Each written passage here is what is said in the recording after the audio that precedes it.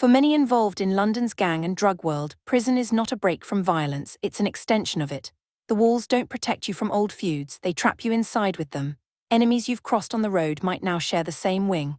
Debts unpaid on the outside can become death sentences on the inside. In some cases, the very act of surviving long enough to be sent to prison means you've already got a target on your back. The environment magnifies these dangers because there is no escape route, no jumping into a car, no disappearing into another borough. You are confined with your rivals for 23 hours a day, forced to navigate a hierarchy that's as political and dangerous as the streets, only compressed into tighter, more volatile spaces. Gang wars rarely pause just because someone's been sentenced. If you've stabbed someone's friend, robbed a rival dealer, or disrespected a crew, the grudge can sit dormant until you cross paths in the yard. Some men actively request transfers when they arrive, aware that a few wrong steps could end them. Others take the opposite approach, walking in ready to face anyone, seeing prison as an opportunity to finish what was started outside. This dynamic ensures that tensions remain high, with every glance, whisper, and shuffle potentially signaling trouble. Inside prison, the currency changes, but the economics remain familiar. Tobacco, spice, phones, and drugs are traded like cash on the outside. If you owe someone, the payment is expected and often extracted through violence. Dealers and gang leaders in prison use fear to maintain their grip, and enforcers are never in short supply. A single debt can spiral, with interest rates in the form of extra favors or forced labor. Refusal often leads to assaults, hot water and sugar attacks where boiling water mixed with sugar is thrown, causing burns and scarring, or stabbings with improvised weapons. While guns are absent, prison is far from weaponless. Blades are crafted from melted toothbrushes, sharpened metal scraps, or even broken bits of TV aerial. Boiling oil from the kitchen, kettles full of scalding water, and makeshift koshes made from socks filled with batteries are all part of the armory. Violence is rarely random, it's calculated, planned, and executed with precision to send messages. A cut across the face, a chiving, might be punishment, a warning, or a permanent mark of disrespect. Living in constant anticipation of violence takes a psychological toll. Inmates often sleep lightly, one ear open for the sound of footsteps in the corridor. Many keep their backs to the wall in the wing and avoid enclosed spaces like showers without allies present. This state of hypervigilance can make even short sentences exhausting mentally and physically. Over time, the nervous system becomes conditioned to expect danger, making it almost impossible to relax, a trauma pattern that often follows prisoners back into the outside world. In prison, survival often depends on alliances. Some inmates join forces with members of their own gang or ethnic group. Others strike up arrangements with individuals they wouldn't mix with outside because mutual protection outweighs past disputes. However, these alliances are fragile, often shifting with the prison politics of transfers, power changes, and new arrivals. There is also the risk of protective association, being placed on a separate wing for your own safety.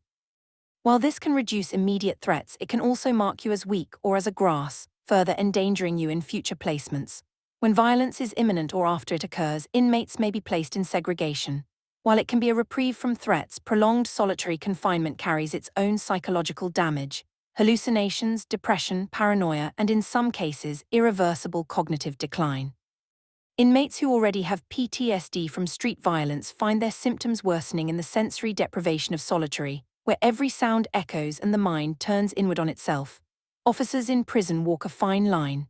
Some are proactive in breaking up conflicts and maintaining order. Others turn a blind eye, either out of fear or because allowing certain attacks serves their own purposes.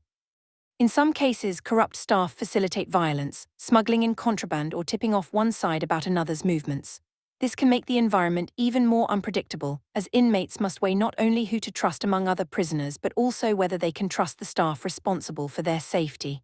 For many gang members, prison is not just about survival, it's about maintaining or enhancing reputation.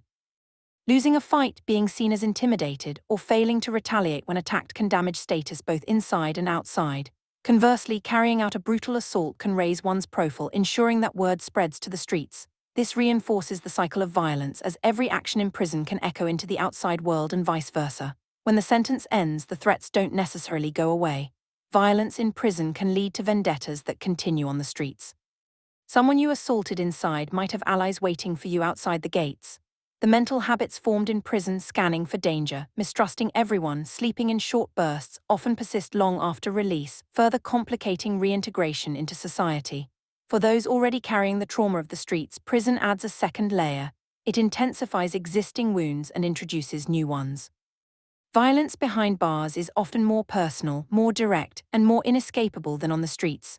The mix of confinement, proximity to enemies, and constant threat creates a psychological pressure cooker that shapes behavior long after release. The scars, both physical and mental, can become permanent fixtures, altering the way a person views the world and themselves. In the next episode, we will explore the heavy but often invisible burden carried by the families of those caught up in gang life.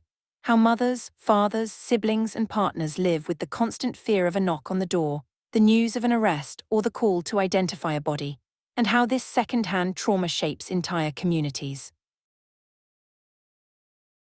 Real change starts with people, it starts with us. At the AM to PM Wellbeing Service, we're building a platform for grassroots action. When you like, share, and subscribe, you amplify our mission and help us empower communities to build a better future.